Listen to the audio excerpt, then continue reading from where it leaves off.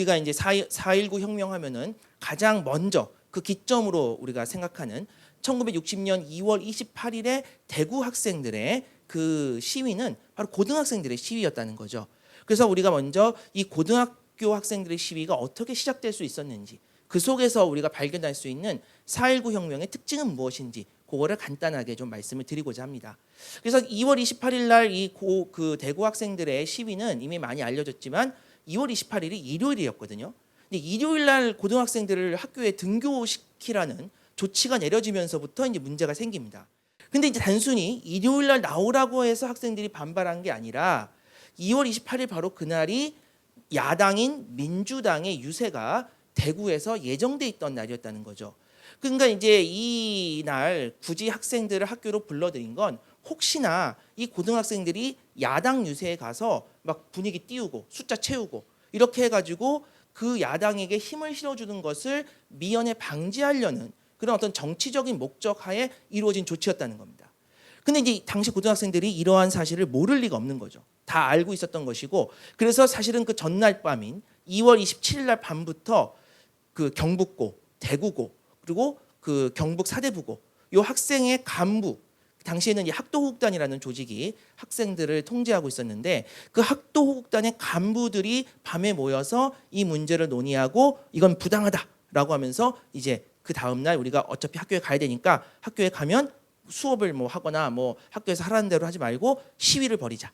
이렇게 해서 시작된 시위가 2월 28일에 대구에서의 학생 시위였다. 그리고 이것이 바로 4.19 혁명의 시작이었다. 이렇게 볼 수 있다는 겁니다. 근데 여기서 우리가 이제 주목해야 되는 특징 두 가지가 있는데, 첫 번째는 이 그 시위가 학도국단 간부들의 논의로부터 시작했다는 거죠.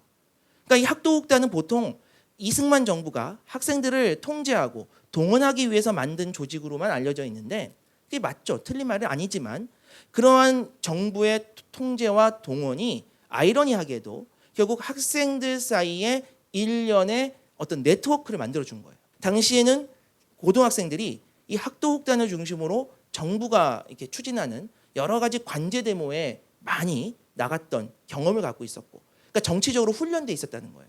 그런 정치적인 훈련을 바탕으로 해서 언제든지 데모를 할 수 있는 준비, 역량이 갖추어져 있었다. 그래서 2월 28일이었을 때 학도국단 간부들이 주도를 하는 과정에서 학생들은 일사불란하게 그 시위에 동참할 수 있었고, 그 시위가 이제 뭐 수천 명 규모로 일시에 불어날 수 있는 그러한 경험과 훈련이 되어 있었다. 이것도 역시 4.19 혁명이 가져다준 아이러니가 아닌가 싶습니다. 두 번째, 그럼 대학생들은 왜 이렇게 늦게 나왔는가? 대학생들이 늦게 나온 이유는 간단해요. 바로 당시에는 개강을 3월에 한 것이 아니라 4월에 했다는 겁니다. 즉 지금하고 달리 그 당시에는 4월이 개강 시점이었고 3월에는 다 방학이어서 다 이제 집에 내려가 있었다는 거죠. 비로소 개강을 하게 되자 상황이 달라집니다. 특히 이제 고려대학교 같은 경우는 4월 2일자, 즉 개강 직후죠.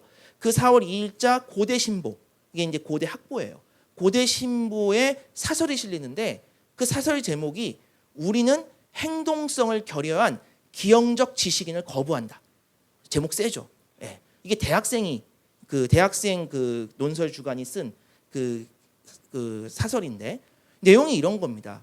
이게 지식이라고 하는 것이 행동을 위한 수단으로 이것이 정확하게 잘 쓰여야 되는 거지, 그렇지 않고 어떤 역사적인 이런 비극을 어떤 회피하는 수단으로 이게 악용되고 이게 그런 어떤 알리바이가 되어서는 곤란하다.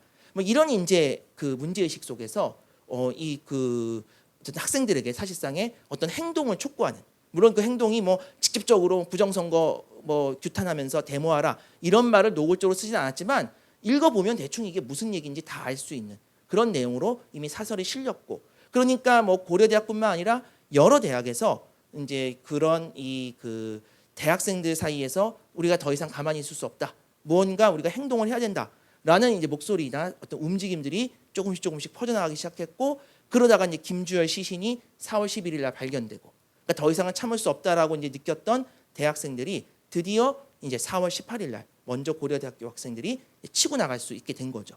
그럼 마지막으로 이렇게 대학생들이 18일, 19일 이렇게 이제 좀 어떻게 보면 늦게 나왔죠. 이런 어떤 그 4.19 혁명 전체 국면에서 마지막 시기에 나오게 되었는데 그럼에도 불구하고 그들이 왜 주인공이 될 수 있었는가? 그들이 마무리를 담당했기 때문에 그렇습니다. 그러니까 4월 26일 날 드디어 이승만 대통령이 더 이상의 이제 그 어쨌든 더 이상 버티지 못하고 그 학생 시민들의 하야 요구에 따라서 결국에는 이제 자리에서 물러나겠다는 성명을 발표합니다. 그러니까 이제 4월 26일은 일주일 전인 4월 19일과는 달리 승리한 하루가 되죠. 그래서 4월 19일은 너무나 많은 사람들이 희생당했기 때문에 피해 화요일이라고 우리가 부르고 4월 26일 날은 이제 우리가 어쨌든 이승만을 끌어내렸기 때문에 승리했다라고 해서 승리의 화요일로 기억을 합니다. 근데 이제 이 승리의 화요일을 만끽하는 과정에서 뭐 좀 이제 혼란스러운 면이 있었어요. 그런 이런 혼란스러운 면들을 결국 누가 수습하느냐? 대학생들이 수습을 합니다. 대학생들이 뭐 이미 막 그 무너진 공권력을 대신해서 각 지역에서 뭐 경찰서, 파출소 같은 데 들어가 가지고 마치 그냥 경찰처럼 치안 유지 활동을 담당하고요. 그리고 파괴된 것들을 이제 복구하고 그런 것들을 어쨌든 그 청소하고 정돈하는 그런 활동도 담당을 하고요. 그러니까 이러한 이 대학생들의 수습 활동이 대학생들을 4.19의 주인공으로 완전히 자리매김하게 만드는 그러한 어떤 실천적인 활동이었다라고 할 수가 있습니다. 근데 이제 제가 이제 마지막으로 드리고 싶은 말씀은 이 과정에서 이제 잊혀진 사람들이 있어요. 즉 4.19는 사실은 학생들만으로 이루어진 것이 아닙니다. 뭐 대학생만으로 이루어진 것도 아니고 고등학생만으로 이루어진 것도 아니고 여기에는 사실은 이 학생들과 더불어서 많은 시민들이 참여를 했습니다. 특히 이 시민들 중에는 우리가 흔히 도시 하층민이라고 부르는 사회 경제적 처지가 좀 어려웠던 분들이 많았고 직업적으로 보면은 뭐 구두 닦기라든지 신문팔이라든지 뭐 껌팔이 뭐 넝마주의 뭐 이런 이제 다양한 사람들이 있었는데 이제 그 사람들이 좀 행동이 과격했어요. 그런 어떤 과격한 행동들이 학생들이 보기에는 굉장히 좀 부정적으로 보여지는 면이 있었고 특히 수습 과정에서는 반드시 제어해야 하는 그런 행동으로 이제 규정이 되는 겁니다.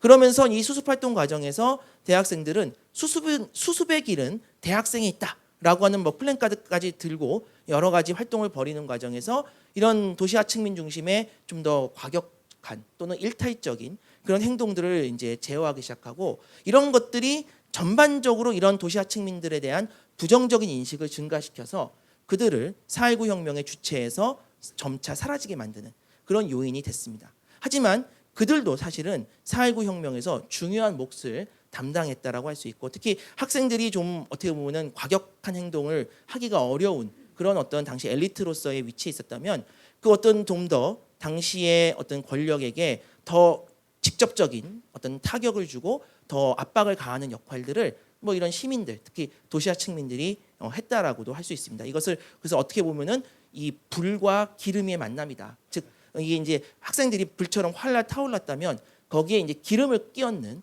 그런 역할들을 이들이 했다. 그래서 이들에 대해서도 일정하게 우리가 기억해 줄 필요가 있지 않을까. 이렇게 좀 생각을 해봤습니다. 그래서 오늘 제가 4.19 혁명의 주체라는 측면에서 이 도시하층민들 얘기까지 좀 말씀을 드리고자 합니다. 예, 마치겠습니다.